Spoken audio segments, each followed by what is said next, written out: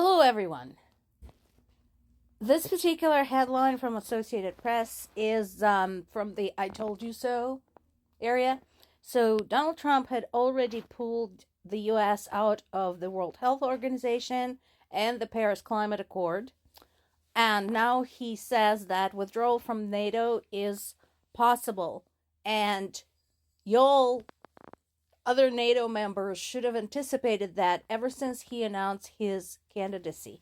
Actually, since his first presidency, because that rhetoric is not new. So you'll need to figure out what you're going to do, because I told you over and over and over the last few months, stop counting on the U.S. U.S. is, at the moment and for the foreseeable 4 years, is fucked. So you need to figure out how to deal with the threat of Russia and their friends without the U.S. Not surprisingly, he's also calling for the immediate ceasefire, like that's going to do anything. Again, he missed his original deadline, the one he talked about high and low all through his campaign, ending the war just like that with the snap of his fingers, either before he took office or on his first day in office. Didn't happen. No surprise. This is adorable. This is, once again, where the need to know what you're actually talking about comes into play. So he's also threatening Russia with sanctions and tariffs. Is he aware that Russia has been under sanctions since 2014, and the sanctions were expanded routinely every few months ever since then? So after 11 years, that's a lot of sanctions.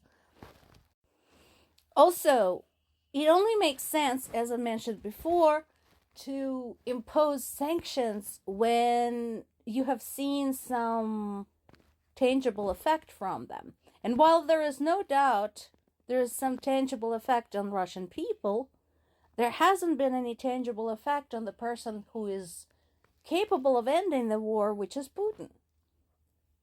You know, he is the one who has to give the order, and he doesn't give a shit.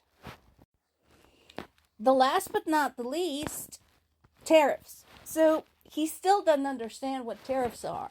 Remember, tariffs were a big topic again through the election campaign. He doesn't understand what tariffs are. Imposing tariffs would mean imposing tariffs on Russian goods. First of all, how much are we still importing from Russia? Because that can't be a whole lot. Because most companies pulled out of Russia, stopped doing business with Russia. Sadly, not enough. We had a report several weeks ago talking about companies who are still operating in Russia. But, so, to impose tariffs on something, first of all, you have to be importing something from that country. Second of all, imposing tariffs on something from another country doesn't hurt that country. It hurts people in this country who are buying those goods. So once again, this is just talk and stupidity. Nothing new there.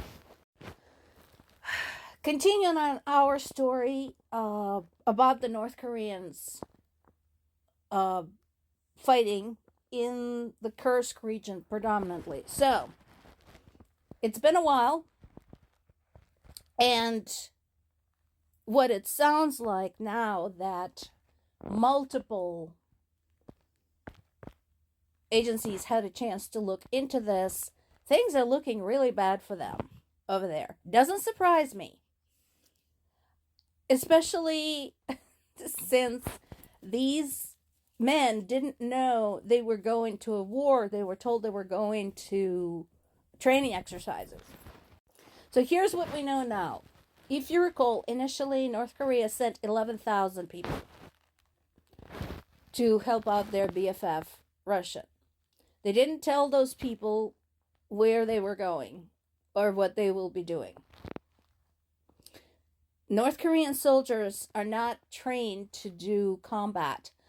There's actually a bunch of documentaries you can look up on YouTube with bits and pieces of information that managed to leak out outside of the North Korean information barriers.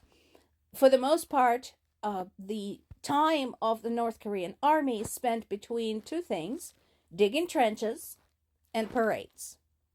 That's it. That doesn't sound like a lot of training, does it? And it shows. So, 11,000, shortly after, we started seeing numbers growing, 10, 100, 300.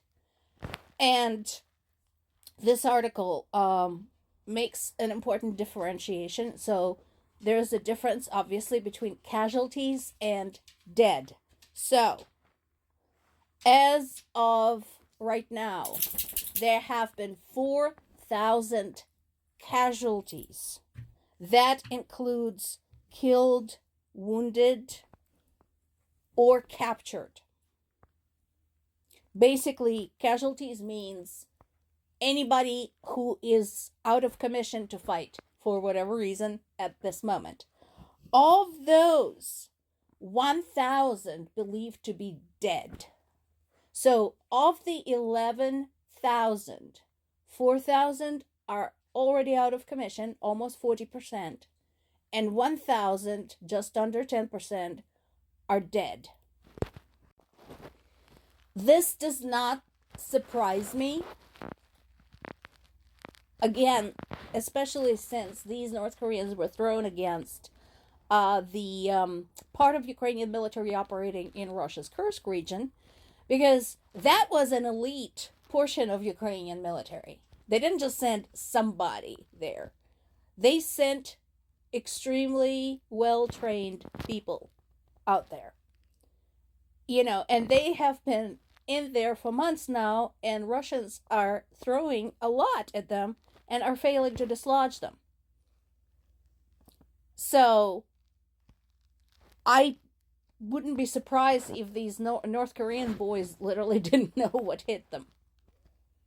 And in a way, I feel bad for them. But, it's their country, their government that betrayed them in this fashion. So, from where we are here, there's not much we can do to help North Korea. They have to initiate the change from within. And the big question is, how much do they know? And then there is this Russia using attack drones for basically hunting civilians. We're talking about the drones that carry a camera so they can see where they're going, and somewhere, long distance, remote, there is an operator controlling the route that the drone takes. It is now coming to light that when these attacks occur, the drones are chasing people down. And again, remember, this is civilians. This is not military targets. This is not munitions factories. This is not military airfields, nothing like that. This is just ordinary people going about their business. The particular story here talks about the city of Kherson, one of the regions that Russia wants for themselves.